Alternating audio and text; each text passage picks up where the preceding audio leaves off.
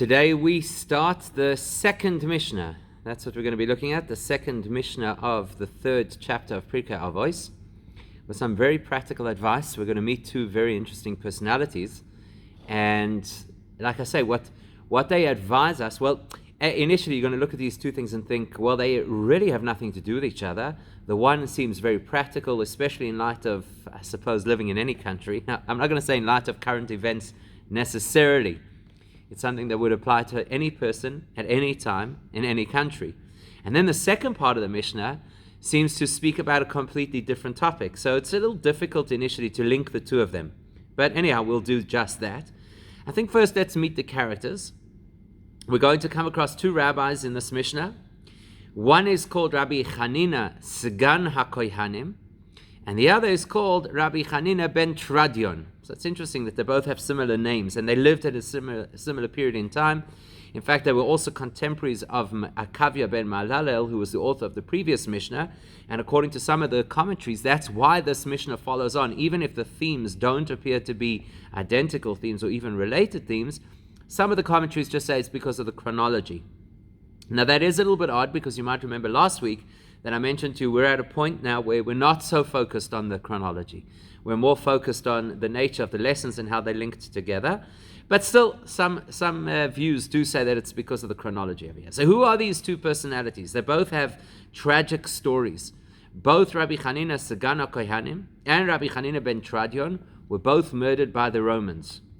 And it was a very difficult period in history, as you can well imagine. We're talking now in the Second Temple era. In the first case, Rabbi Chanina Sgan HaKohanim, and we're talking in the post-destruction era in the case of Rabbi Chanina ben Tradion. And the fact that they were murdered by the Romans, as you can well imagine, it was a very dark period of Jewish history, where you had individuals who, because of their commitment to their Judaism, literally put their lives on the line. So that's an interesting thing that both of these rabbis have in common. Now, what's interesting about the first one, Rabbi Chanina Sgan HaKohanim, is that if you do a direct translation, the Sgan HaKohanim means that he was the 2IC. So the highest member of the Jewish community at that time in terms of service in the Beis HaMikdash was the Kohen Gadol. The Kohen Gadol is the high priest. The high priest is considered the holiest person in the community. And of course, the high priest was the person who had the opportunity to enter into the Holy of Holies once a year on Yom Kippur. Now, the Kohen Gadol, the high priest, he had somebody who was like his right-hand man, and that was called the Sgan. Sgan Kohen Gadol is like second in command to the Kohen Gadol.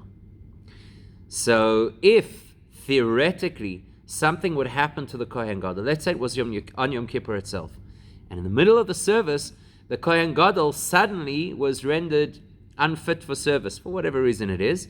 So the most likely candidate to step in and take over from him would be the Sgan, the second in command.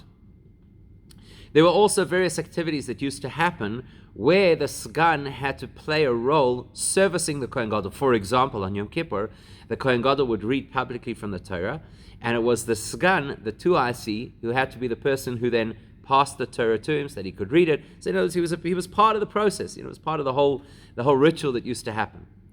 Now, it's quite interesting, because you would expect that if there's somebody who's the Kohen Gadol, and then there's somebody else who's the Sgan Kohen Gadol, the second in command, you would expect that at some point in time, the Sgan Kohen Gadol would then be the next Kohen Gadol. So let's say the current Kohen Gadol passed away, you would expect that the Sgan Kohen Gadol would be in line to be the next Kohen Gadol. It's not guaranteed that it has to be that way.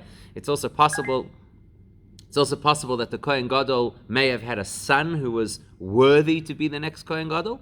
But you would expect, that the Sgan, the second in command, should at some point get in on the act.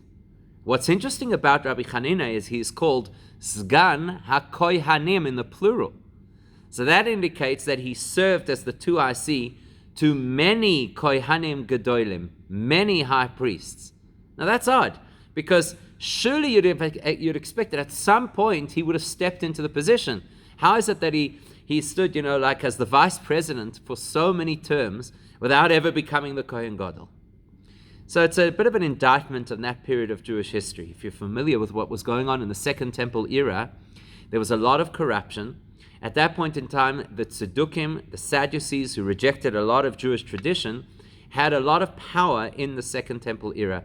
And many of them had connections also to the Roman authorities, so they could wield their power in a very successful way.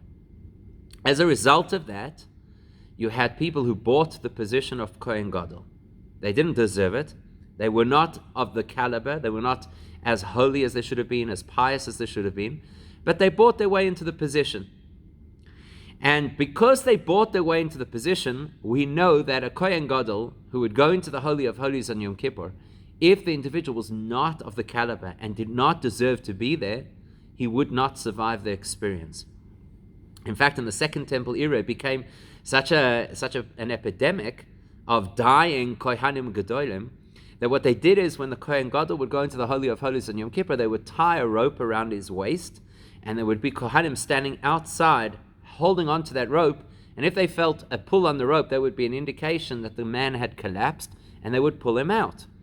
So just think about this for a second. It's a fascinating period of Jewish history because there's clearly corruption in the community. There's a high risk that if a person is not supposed to be the Kohen Gadol and they go into the Holy of Holies on Yom Kippur, there's a good chance they won't come out alive. And yet, in spite of their corruption and in spite of their rejection of so much Jewish tradition, you find one after the next people raising their hand to say, pick me, I'd like to be that person, to have the chance to go into the Holy of Holies, even at risk of possibly dying. And I think it's an amazing insight into the nature of the Jewish community, that even those people who are so vociferous about their rejection of Judaism, you'll always find something that they feel they have to be connected. They have to have that point, even if it comes at tremendous cost. So Rabbi Hanina, through his career, saw many Kohanim Gedolim who came and unfortunately did not survive Yom Kippur. And that's why he's called the second in command to many Kohanim, in the plural. So then you'd ask the question, why did they never allow him to become the Kohen Gadol? Well, the problem is he wasn't corrupt. That was the problem. He was too honest. He was too straight-laced. And he wouldn't buy into any of the shenanigans that were going on at the time. So as a result, he could never be a Kohen Gadol because he was too much of an honest person with good integrity. So then you may ask the question, so why did they keep him as the 2IC? Surely if you've got a guy like that in your system, he shows up the whole system.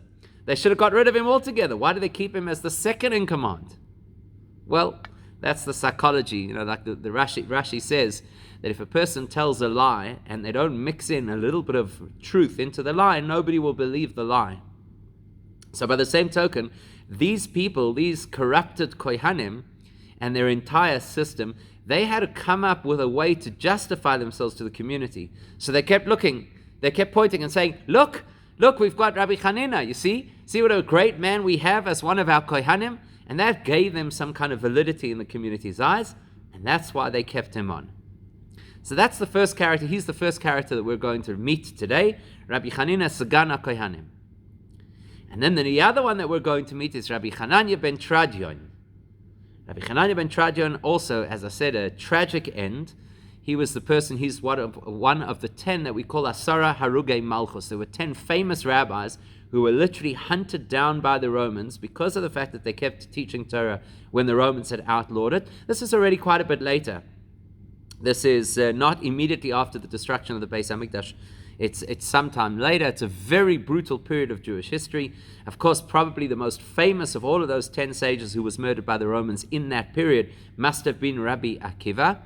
But Rabbi Hanania ben Tradion, he was taken and wrapped inside a Torah scroll, and the Torah scroll was set alight. That's how he died. Now, Rabbi Hanania ben Tradion was this incredible scholar. He was very, very highly respected. And you can imagine what a terrible moment this must have been in Jewish history, to have somebody of that caliber and a person of that stature who was murdered in such a terrible way. Now, while he was standing there burning, there was an audience. This is the crazy part of it. You know that the Romans were quite exhibitionist. So they had these public burnings, as they had people publicly thrown to the lions, as they had the gladiators. So there was always a crowd. And the ironic thing is that the crowd included Jewish people, family members, students of the teachers. It's like a crazy concept. And here you've got Rabbi Hanania, and he's burning alive. And his students asked him, what do you see? What do you see at this point in time? And he says, I see that the parchment is burning, the scroll is burning, but the letters, oisi ois porchois, the letters are flying up to the heavens. The letters are unscathed. It was a very powerful message, obviously, not only to his students, but for history. That you can burn the physical structures of Judaism, but the letters, the spirituality, the message of Judaism, that will always survive. And that will always fly up to its spiritual source, regardless of what's going on in the world around us. By the way, there's a link to this week's parasha where we have Moshe breaking the tablets, and it's the same thing. He broke the stone, but oisios porchos, the letters of the Ten Commandments that were etched into that stone, they floated off the stone and they floated back to their source. So at that point in time, there he is. You can imagine what's going on over here. It's a very severe, terrible moment. And he's burning, he's being killed. And his daughter was standing there in the audience. His daughter was a very famous woman. Her name was Bruria. And she subsequently married a very great scholar, Rabbi Meir. And perhaps by this time she was already married, Rabbi Meir. And Bruria goes down in Talmudic literature, if you're familiar. There are incredible stories about what a tremendous Torah scholar she was in her own right. No surprise, coming from a scholarly father like she had. And very often weighed in on issues of Jewish law. So Bruria standing there and says, Father, are you not pained by this experience? So he says to her, I'm more pained to see the Torah burning than the fact that I'm burning. Quite an incredible outlook, if you can imagine. And now the story goes that the executioner was very taken by Rabbi Hanania ben Tradion, and he was very impressed, somebody who could have such presence of mind at such a time. And so he said to him, is there anything I can do to help you? So what they had done is the Romans had put wet, damp cloths around him to prolong the death and the pain of the experience. So Rabbi Hanania told him, take off these pieces of wet cloth, and if you do that, I guarantee you a portion in the world to come. Can you imagine? A Roman executioner. So I guarantee you a portion in the world to come. So this fellow did it, and then he jumped into the fire as well. I guess he figured that he didn't want to ruin his opportunity to get a portion of the world to come by living a little bit longer and behaving like a Roman. So that's quite a story. So these are the two characters that we meet in our Mishnah today. Let's see what they have to teach us. Rabbi Chanina Sagana Kohanim Oimer, Rabbi Chanina, who was the deputy to the Kohanim Gedolim, taught us, Heve mispalel bishloima shel malchus. You should daven, you should daven for the well-being, for the peace of the government. Okay, malchus. Now, just think about this for a second. Think about who we're discussing over here. Rabbi Chanina Sagana Kohanim, who has a price on his head because the Romans want to kill him because he's teaching Torah, and eventually he's killed by the Romans. And what does he say? Daven for the well-being of the kingdom. Daven for the well-being of the government. It's like, whoa, quite a thought. So some of the commentaries say, actually what he's saying is, daven bishloima shel malchus. Daven that the government should be peaceful. Most people understand it as daven for the peace of the government, but because of the context of the world he was living in, it's quite likely that he was saying daven that the government should be peaceful. Now, if you have a look in many of our old Sidurim, you'll see that there's a prayer. In fact, some of the contemporary Sidurim have it as well. The prayer for the Kaiser of Germany you might find in the old Sidurim. You'll find the prayer for the King of England, subsequently the Queen of England. You'll find the prayer for the President of the United States of America, the President of South Africa. So this is essentially where it comes from, right? That you should daven for the well-being of the kingdom. Why? Because if not for the fact that ordinary people have fear, they stand in awe of the ruling party, of the government, in other words, there's law and order. If not for that law and order, Ish Esre'eu Chayim Belo'oi. One person would swallow the next person alive. Okay, that's quite something. So in other words, what it's saying is, you see how important it is to daven that you should have a stable government. Because if you don't have a stable government and you don't have proper law and order, you will have anarchy. And that's effectively what he's saying. You will have anarchy. And perhaps you could, depending on which part of the political spectrum you sit, you could argue that what he's saying is if you have a permissive government that allows anything, then you'll have anarchy. And perhaps you could say if you'll have an oppressive government that pushes everybody to the brink, then you'll have anarchy. Shalom is a middle of the road. Shalom is balance. Shalom is a healthy headspace. We all acknowledge that any form of extremism will always have unhealthy results. So if it's extreme goodness, then it allows people to feel that they're free to do as they please. And if it's extreme, I don't want to say badness, but if it's extreme harshness, then people will always rebel against it. It's fascinating if you're a student of history and you have a look.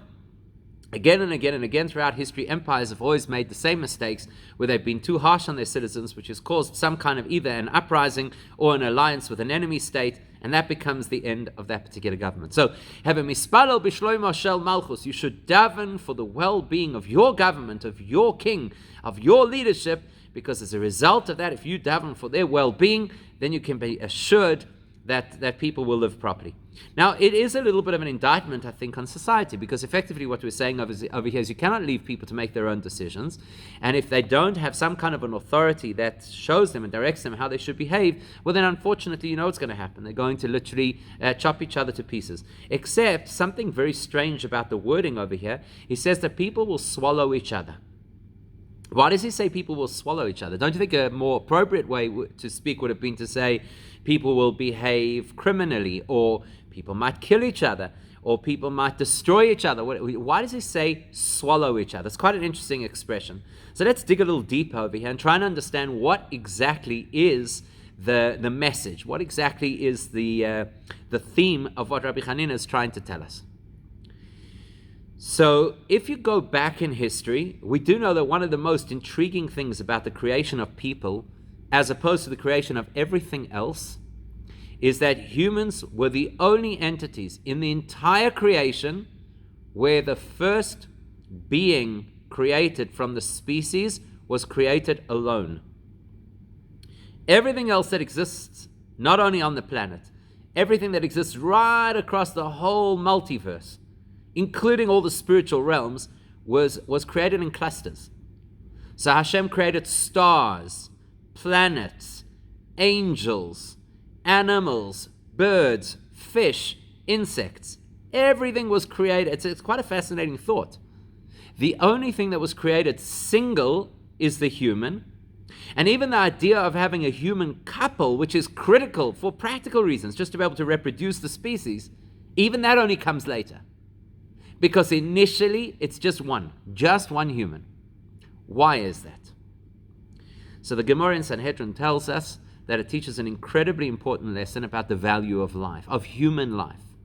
And yes, some people find it difficult to distinguish between animal life and human life. And yes, the Torah does insist that we respect animal life and that we don't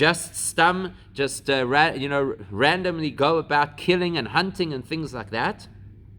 But human life is unique. Why? Well, that's what the Torah wants us to know by the account of the creation of the human, Yechidi. And this is the expression that the Gemara uses over there. In Sanhedrin, it tells us, Lefichach nivra ha'adam yechidi. Therefore, the human was created alone to teach you. God forbid, should a person be the cause of the loss of one human life, it's as if that person had, God forbid, destroyed an entire world. The corollary is also true. If a person should save one human life, then it's considered as if you have saved the entire world. It's a phenomenal thought. It's a phenomenal thought on multiple levels. I'll just give you, it's not related to this Mishnah, but just one thought that you should consider. The minute a person hears it, if you go back and you read the exact language, the Gemara says, Kol ha-me'abeid nefesh achas mi'Yisrael ki yibeid olam molei. That any person who causes to get lost, it's like a strange expression, causes to disappear, causes to harm, causes to be hurt, right? Causes to be destroyed. So it's as if you've destroyed a whole world. Now, most people immediately think, God forbid, that means that if somebody would kill somebody else, like you think of Cain and Abel, the entire world population at that time was how many people? 6 people, right? 7 people, because we're told that Cain had a twin and Abel was a triplet. Okay, so how many people is it already? It's not a lot of people. And then Cain kills his brother. So the question is that considered murder, or is it considered genocide? Right? So there you can see you've killed a whole world. But basically what it's telling us over here is a human being was created alone, so that every human being should realize, if I destroy myself, meaning if I don't recognize my own potential and I don't allow myself to be as great as I could be, that is the destruction of a whole universe. And then, in case you didn't get that point clearly enough, the Gemara continues and says, Lefichach, therefore, chayev adam loimar, every single one of us is obligated. Doesn't say it's a nice thought, it's a motivational thing, make a bumper sticker, put it on a fridge magnet. It says, chayev, you're obligated to say, bishvili nivra ha'olam. The world was created for me. You're obligated to say that. The entire world was created for me. Comes along Rabbi Chanina Sagana Kohanim and he says, but there could be one area of backfire that comes out of that. Where a person will say, Bishvili nivra ha'olam, I am that valuable, I am that important to Hashem's great, vast, eternal plan. Maybe I have the right then to dominate the next person. Maybe I now have the right to push my agenda at the expense of somebody else. That's what he calls swallowing somebody. When you swallow somebody, effectively what you're saying, your needs are not so important. Mine take precedence. Not because I'm egoistic, because the Torah said so. Bishvili nivra ha'olam. The world is created for me.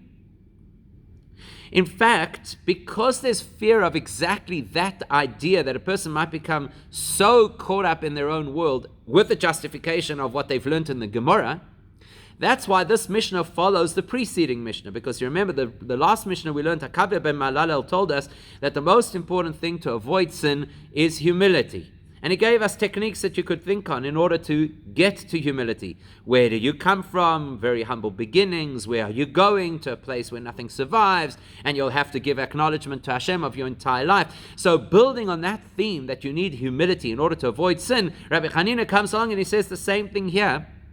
If a person doesn't have a way to keep themselves in check, if somebody doesn't have a way to make sure that they don't get carried away with their own agenda, I am here, I'm the center of the universe, the world was created for me, and therefore you'd think you can swallow somebody up. Swallow, not God forbid, you don't want to kill them. You want to swallow them, meaning to say you want your focus, your perspective, your agenda to overwhelm and override theirs. So sometimes we're not so good at finding our own humility. Therefore, Rabbi Chanina says, have a mispalel b'shloima shamalchus. Daven that you should have the kind of leadership that is a healthy leadership which keeps you in check. An unhealthy leadership would be extreme, right?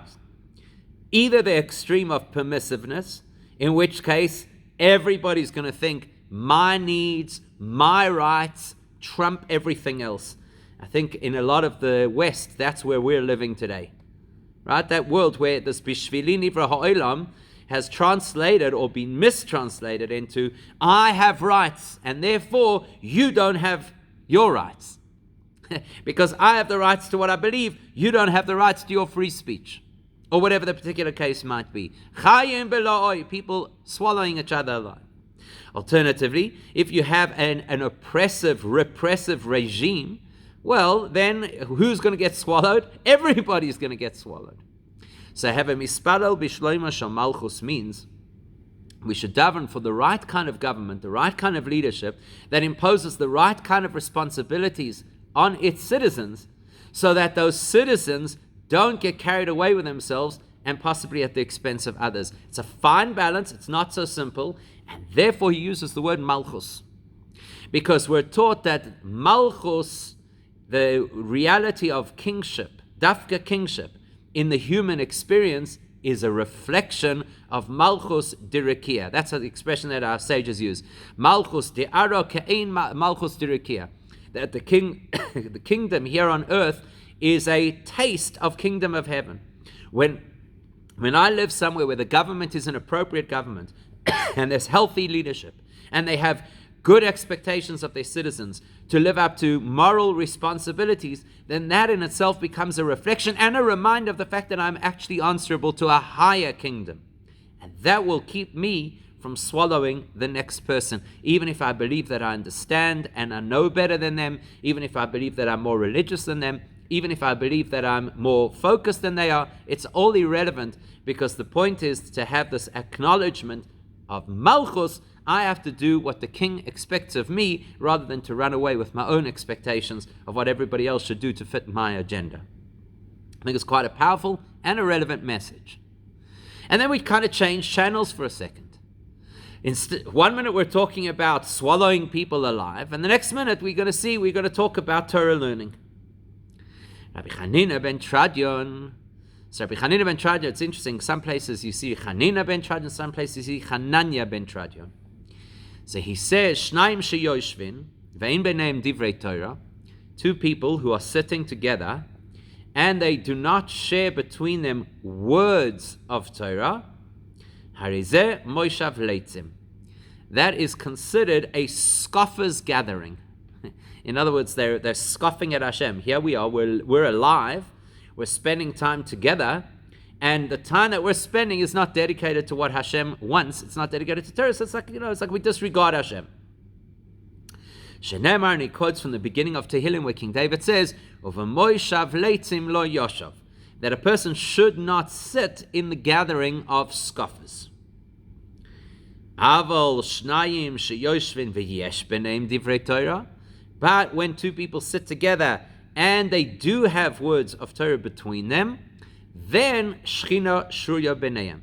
Then the Shechina, the divine presence, will dwell with them. And he brings a pasuk, Shenemar, as the verse says, Oz nidberu yirei Hashem ishal re'ehu. Then those who fear Hashem will discuss one to the other. And when they discuss, Vayakshev Hashem Vayishma, Hashem will listen and will pay attention to what they're saying. Vayikosev Sefer Zikaron Lefonov, Lehirei Hashem Elochoi Shvei Shmoi, and Hashem will write it in some kind of a memoir to record those who fear Hashem and those who acknowledge His name. Says Rabbi Chanina ben Tradion, Ein li ela shnayim. From that verse, which is very clearly speaking about two people, because there's Oz nidberu isha re'ehu, that the one will speak to the other. I only now know that if it's two people who learn Torah together, that they have the divine presence with them. Minayin afilu echad sheyoyshev v'oisek b'Torah sha'kadosh baruch hu kovea lo yisachar. From where do I know that even if an individual sits alone and studies Torah alone, that Hashem will give them reward? Shenema, as the expression goes, Yeshev Bodod V'Yidon, the verse tells us that if a person sits alone and silent, Ki Notal Olov, he has taken the reward for it. So it's quite interesting, because obviously you'll notice there's a nuanced difference over here. When he talks about two people who study Torah together, he tells us that the divine presence is with them. When he talks about an individual studying Torah, then he says Hashem will give the person reward. So we need to analyze what's the difference between the Shekhinah, the divine presence being there with them, versus getting a reward, which is obviously a wonderful thing, and it probably includes some kind of a spiritual reward, so it sounds fairly similar to the idea of the Shekhinah. So what's the difference between them? So quite a number of things that he's teaching us over here in what is a relatively short teaching, because if you extract out the verses that he uses to prove his point, it's really a straightforward teaching. So let's go through it bit by bit and understand exactly what he's teaching us. First of all, there's context. Rabbi Hanania ben Tradion lived at a time where it was illegal to learn Torah. So if you can imagine, just picture the scene, that not long before this were the massive, beautiful yeshivas of Israel. There was, at that time, the major epicenter of Judaism was in Yavne.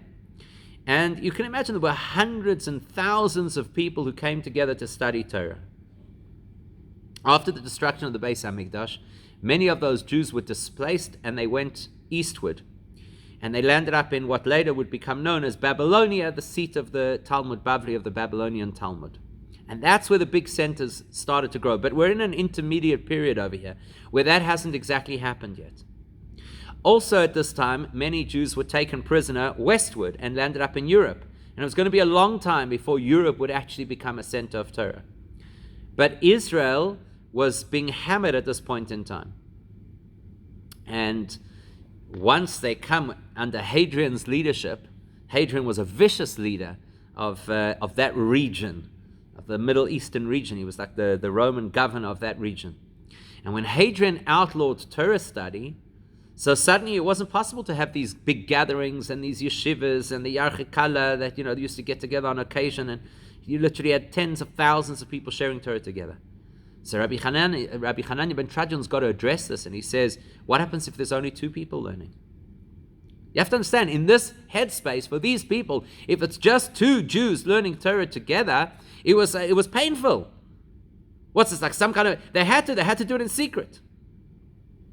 And sometimes, as he addresses over here in the Mishnah, sometimes it was impossible even to study with another person because it was far too dangerous, and so you would sit and you would study alone. For us, that's not far-fetched. It's the most common thing in the world for people to sit at home and to read a book. But you're talking here about a time where probably for 1,000 years of Jewish history, they had never really been forced into this situation. Even when the Babylonians came and destroyed the first temple and exiled the Jews, they never really outlawed Torah study as Hadrian was doing here. So in a sense, Rabbi Hanania ben Trajan is reassuring the people that you have to understand, even if it's just 2 of you who learn Torah together, the divine presence is absolutely with you. And even if it's just 1 person alone who studies Torah, even that is something incredibly important in Hashem's eyes, and a person who's rewarded for it. And he's going, as we're going to see in a second, he says, Ki nota lolav. Nota lolav means something really powerful. It means, it's like quite an ambiguous way to say that a person is rewarded. Nota lolav, he takes it. It doesn't tell us what it is. And so some of the commentaries point out that effectively what he's saying is that when you have that 1 Jewish person sitting alone learning Torah, especially if it's in the circumstances where they cannot learn in a group, then it's notal olav. The entire Torah was given for this person. It's like that person went notal and took the entire Torah from Sinai olav to himself. That's how valuable it is. So never underestimate the value and the power of learning Torah, even if it's just alone. But what's interesting over here is he's told us, if you look at the language that he's using, he's told us something which perhaps you wouldn't have noticed. Let's read it again. Rabbi Hanania ben Trajan Omer, Shnayim sheyoshvin. If there are 2 people who are sitting, ve'ein beineim divrei Torah, and they don't have words of Torah between them. The fact that he says they are sitting automatically implies they did not sit down for the purpose of learning Torah. They're already sitting. These are 2 people, they got together because it's a nice thing to do, to go with a friend and have a coffee so you can connect and fulfill the mitzvah of Avas Yisrael.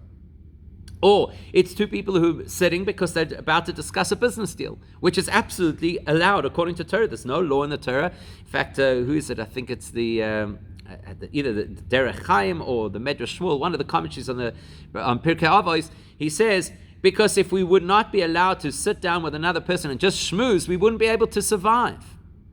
So Shei Yoshvin, 2 people sit down because they sit down. Immediately Rabbi Hanania tells us that Ein Beineim Divrei Torah. 2 Jewish people sit down to have a coffee. It's unthinkable that they won't share thoughts of Torah. 2 Jews meet for a business meeting. It's unthinkable that they won't share words of Torah. It has to be. There's got to be Torah in there somewhere. Because if not, if not, then it's actually a sense of denial of Hashem. It's like you're scoffing at Hashem and saying, sorry God, this is not your domain. I'll meet you in shul or at the shiur. Right now I'm doing business. Please stay out of it. But, again, look how he says it. But if you have 2 people who are already sitting down, And their intention was not for the purpose of learning. The intention was just to get together with friends, or just to do a business deal, or whatever it is. And then they chose v'yesh b'neihem divrei Torah, and they chose to share words of Torah. Look what happens now. An ordinary coffee date, or an ordinary business encounter, shchina b'neihem. They have invited the divine presence to be there with them in that experience. Can you imagine what it now does to the value of this coffee? You know what it now does to the success of this business deal? You've completely transformed the reality from being self-oriented to becoming enveloped in the divine. It's an incredible opportunity, and effectively that's what he's recommending to us. Now, you'll also notice that he uses the words divrei Torah. Interesting, right? There are many ways that you could describe learning. You could say Talmud Torah, which is the classic way to say learning Torah. You could say Eisek HaTorah, which is the very involved pursuit of knowledge, where you really want to understand things well. What does he say? Divrei Torah, words of Torah. That means it doesn't have to be something overly deep. It doesn't have to be something overly complex. The fact that you're sharing words of Torah, that already changes the reality that you're sitting in. But it's also telling us that this is something that requires two people. Because when do you speak words? When there's somebody else, right? I mean, you could speak to yourself and nobody will criticize you for it. And some people will even tell you that it's a sign of genius. But the reality is the only time that you need to speak is when there's somebody else. Divrei Torah. As soon as you recognize that, you can see the link between the first part of the Mishnah and the second part of the Mishnah. Initially, they appear to be totally unrelated. In fact, the next Mishnah that we're going to learn is going to do a whole breakdown of what happens if 10 people learn together, and 5 people learn together, and 3 people learn. Surely Rabbi Hananya ben Tradion's opinion belongs in that Mishnah, not in this Mishnah. Why is it linked to the previous comment about being careful not to swallow each other alive? Because unfortunately, one of the most common areas where people can swallow each other alive is in the area of learning. I know, I'm the expert. I've done the research. I've completed more books than you have. I studied under that rabbi, and you only studied under that rabbi. So I know, and my opinion has to be considered, and my opinion has to be the dominant opinion. Therefore comes along Rabbi Hanina and says, just like my colleague told you that the most important thing is daven for an environment that expects responsibility, that helps you to stay humble. Just like Akavia ben Malalel said in the previous Mishnah, that you have to reflect on where you've come from and where you're going in order to keep yourself humble. Just like we've just learned that the most important thing is not to swallow the next person alive. It's a beautiful expression. Our sages can be so poetic. Swallow somebody alive almost means to say you don't consider them at all. Says Rabbi Hananya ben Tradion, I have a similar message for you. When it comes to learning Torah, always try and learn with somebody else. And look what it says. Yoishvin ve'ein beineihem divrei Torah. You see the language? Firstly, it tells us they're sitting. That implies that there's an equality.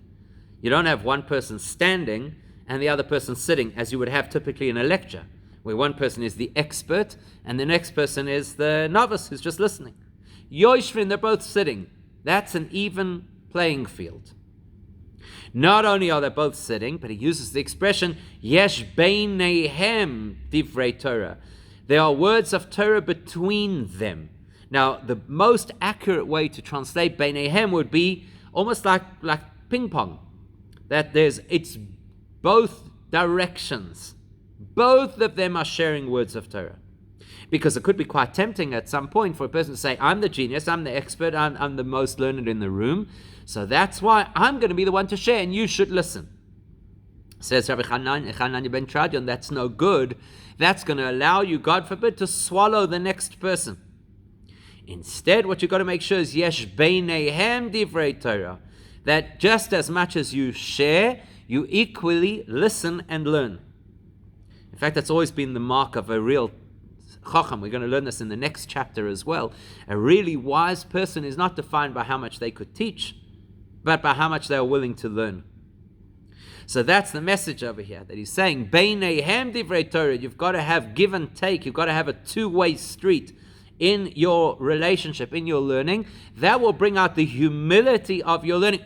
The minute there's humility, then the Shekhinah can be there.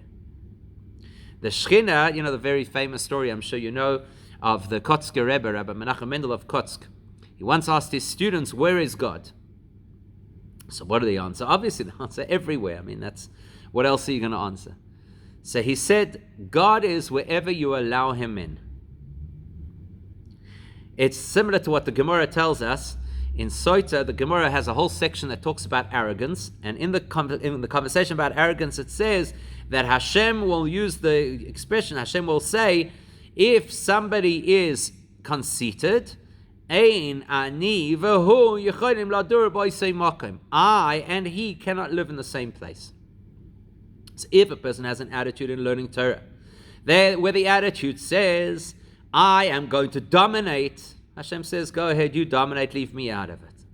But when a person has an attitude that says, Beineihem divrei Torah, we're going to share equally. I have what to teach and I have what to learn. And I could learn actually, again, as we'll see in the next parak, in the next chapter, I could learn from every person. In a place of humility, that's where Hashem allows his Shekhinah to dwell. One last point which will lead us directly into the next Mishnah.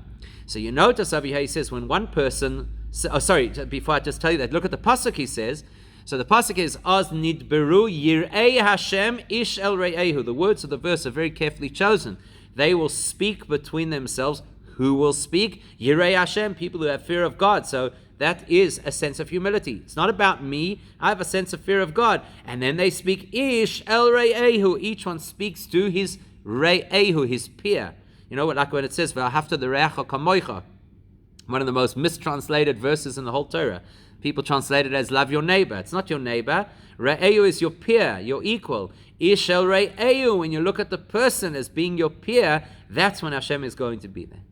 Okay, and then he says, and what about the person who studies Torah on their own? So at this point, we'll see if it's still the same by the time we get to the next Mishnah, but at this point, he's telling us that the person who studies Torah alone has reward. But he doesn't say anything about Shekhinah, about divine presence. So what we've got to really work out is, what is the distinction between schar, reward, and Shekhinah, the divine presence? So this is a bit of a cliffhanger because we'll, please God, continue it. But at this point, let's suffice to say that Shekhinah means there's divine presence in the now.